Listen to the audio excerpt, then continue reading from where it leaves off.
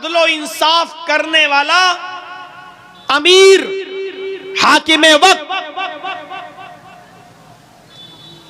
और याद रखिए, सब हाकिम हैं।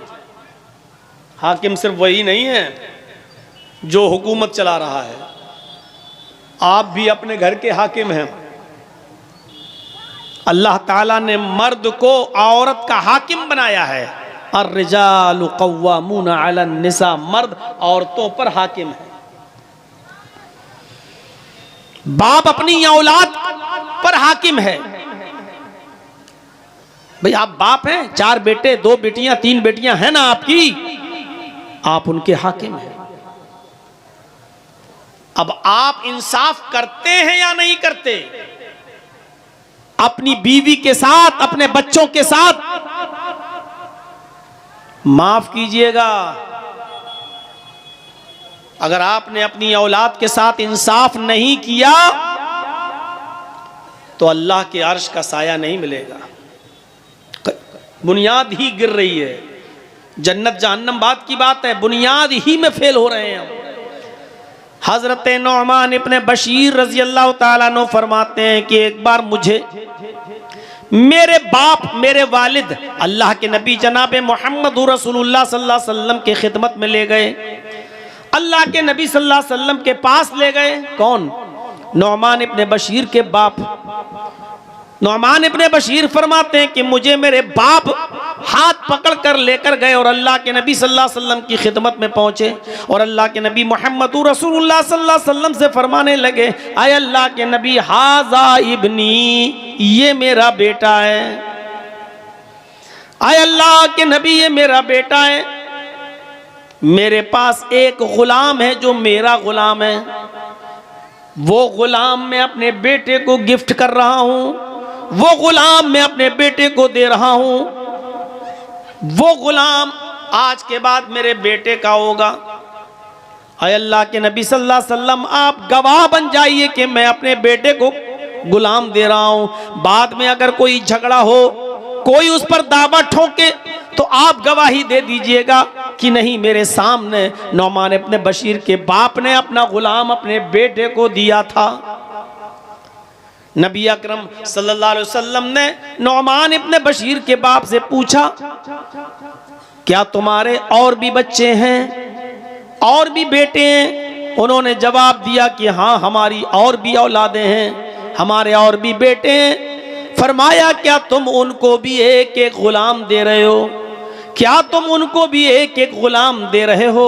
नौमान इब्ने बशीर के बाप ने फरमाया, नहीं, मैं सिर्फ अपने इसी एक बेटे को, एक गुलाम है वो मैं इसको हिबा कर रहा हूँ, वो मैं इसको दे रहा हूँ। अल्लाह के नबी जनाब मोहम्मद रसूलुल्लाह सल्लल्लाहु अलैहि वसल्लम फरमाते हैं, फिर अपने इस बच्चे से भी वो गुलाम ले लो। अगर देना है तो सारे बेटों को एक एक गुलाम दो, और अगर नहीं देना है तो इस बच्चे से भी ले लो। मैं बेईमानी के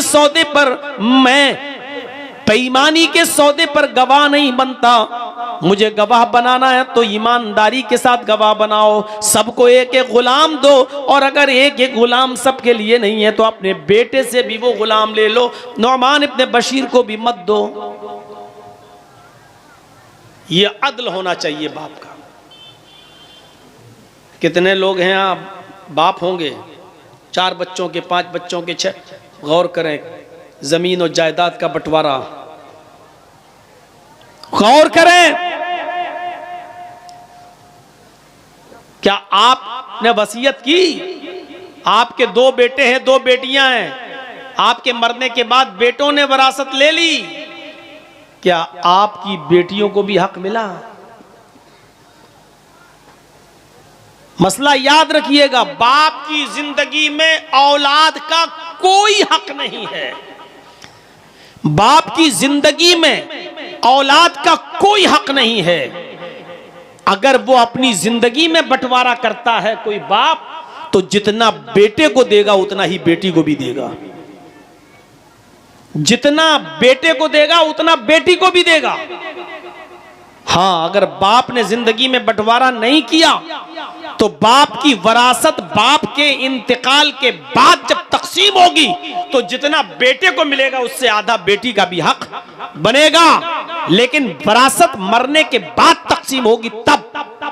लेकिन आपने वसीयत की कि मेरे इंतकाल के बाद मेरे बेटों का जितना बने बेटों को देना, मेरी बेटी का जितना बने उन बेटियों को देना। क्या आपने वसीयत की? अगर जमीन और जायदाद के बंटवारे में अमानतदारी नहीं हुई, बेटों के साथ बेटियों को हक नहीं मिला, बहनों को हक नहीं दिया आपने, आपके मरने के बाद आपकी बीवी को हक नहीं मिला, तो याद रखिए कयामत के दिन अर्श का साया नसीब नहीं होगा। साया अर्श का मिलेगा ही उस शख्स को जो अदल और इंसाफ कर रहा होगा। एक जिम्मेदार शख्स के लिए जरूरी है कि वो जिम्मेदारी के साथ निभाए और अदल और इंसाफ करने की वसीयत कर जाए अपनी जिंदगी में कि मेरे बच्चों सुनो, एक आलिम को बुला लेना मेरे इंतकाल के बाद और वो जमीन और जायदाद का बिल्कुल सही सही बंटवारा कर दे। बेटों का जितना बनता बेटों को दे दे, बीवी का जितना बनता वो बीवी को दे दे, बहनों का बेटियों का जितना बनता वो बेटियों को दे दे। मेरे मरने के बाद मेरी बहन का जितना बनता वो बहन का हक दिया जाए। अगर आपने ये अदल से काम नहीं लिया तो याद रखिएगा, सबातुन युज़िल्लुहुमुल्लाहु फी ज़िल्लिही यौम ला ज़िल्ला इल्ला ज़िल्लुहु, अल इमामुल आदिल। कयामत के दिन जो 7 किस्म के लोग अल्लाह के अर्श के साए में होंगे उनमें हम नहीं होंगे, क्योंकि हमने अपनी औलाद के साथ अदल इंसाफ का मामला नहीं निभाया। अगर आप हाकिम वक्त हैं तब तो और ज्यादा जिम्मेदारी बढ़ जाती है कि अपनी रियाया के साथ और आवाम के साथ और पब्लिक के साथ अदल करें, वरना बहुत भयानक अंजाम होगा। गस्सान का बादशाह शाह गस्सान, जिसका नाम जबला इब्ने अयहम है, बहुत बड़ा बादशाह है गस्सान का, ईसाई है, इस्लाम से मुतासिर हो गया, इस्लाम की तालीमात से मुतासिर हो गया, प्रभावित हो गया और सोचने लगा कि अब मैं इस्लाम कबूल कर लूं तो बेहतर है, क्योंकि इस्लाम दिन पे दिन बढ़ता जा रहा है, इस्लाम के अंदर खूबियां ही खूबियां नजर आ रही हैं। लेकिन वो समझ रहा था कि मैं तो ईसाइयों का बादशाह हूं और कई मर्तबा उमर से टक्कर ले चुका हूं, उमर मुझसे नाराज होंगे, अमीरुल मोमिनीन उमर फारूक मुझसे गुस्सा होंगे, पता नहीं मैं इस्लाम कबूल करने चाहूं तो वो मेरे इस्लाम को माने भी या ना माने, कहीं मेरी गर्दन न उड़ा दें।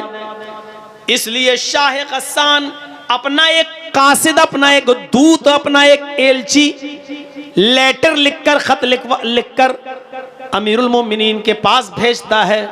गस्सान का बादशाह जबला इब्ने अयहम एक लेटर लिखता है और अपने दूत के जरिए, अपने कासिद के जरिए वो लेटर भिजवाता है कि हजरत उमर फारूक से ये पूछो कि शाह गस्सान जबला इब्ने अयहम, गस्सान का बादशाह जो ईसाई है वो इस्लाम कबूल करना चाहता है, क्या मेरी इस्लाम में एंट्री होगी या नहीं होगी।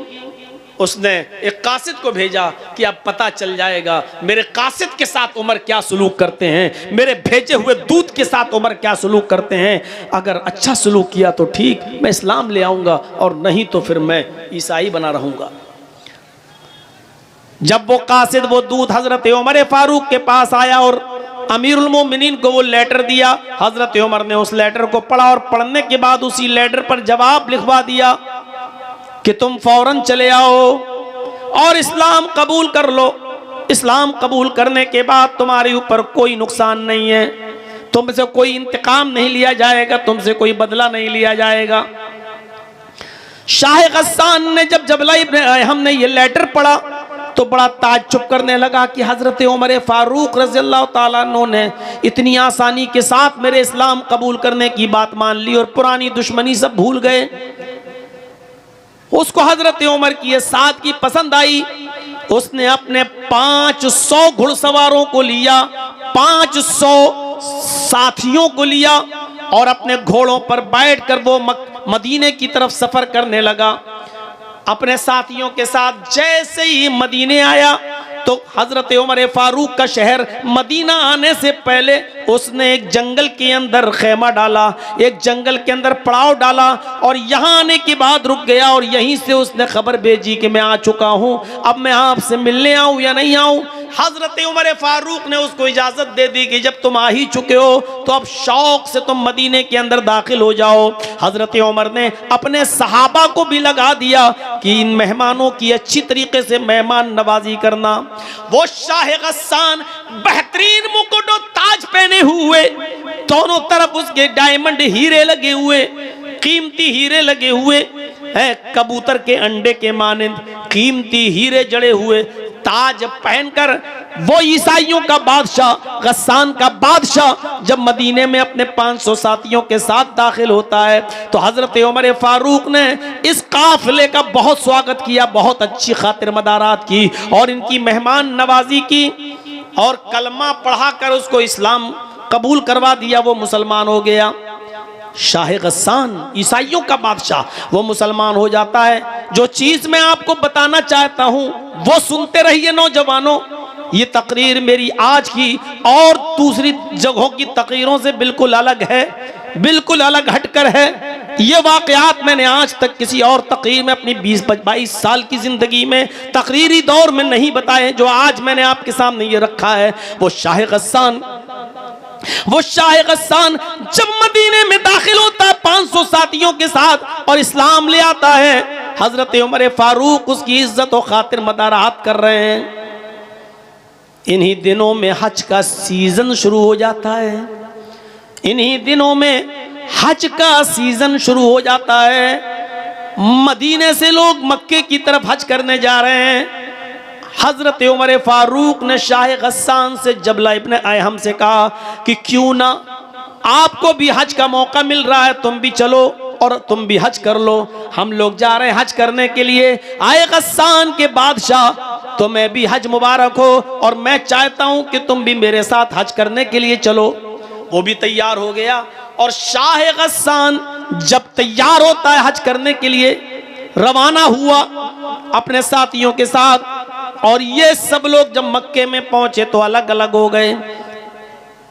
चलो जाओ, अब तवाफ के बाद मिलेंगे, उम्रे के बाद मिलेंगे, बाद में मुलाकात होगी।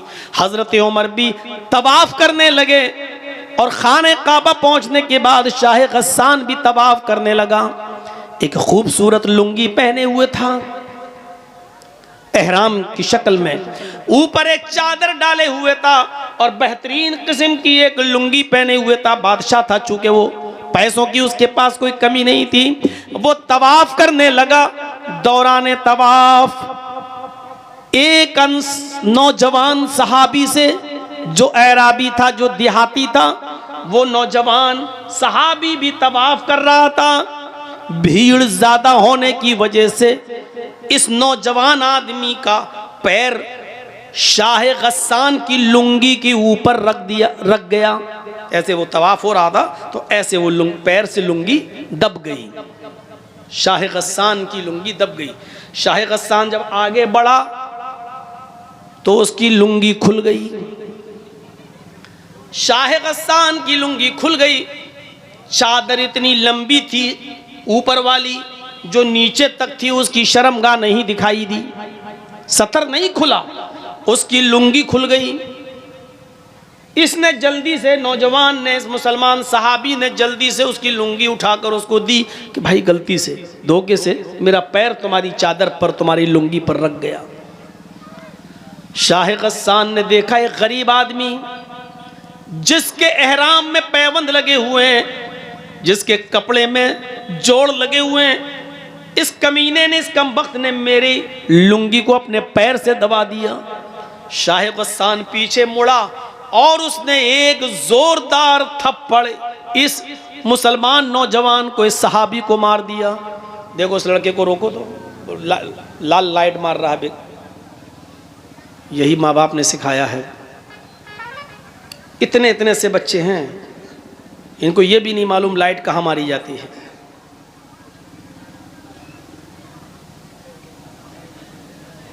उसने एक जोरदार थप्पड़ इस नौजवान को, इस देहाती मुसलमान सहाबी को मारा।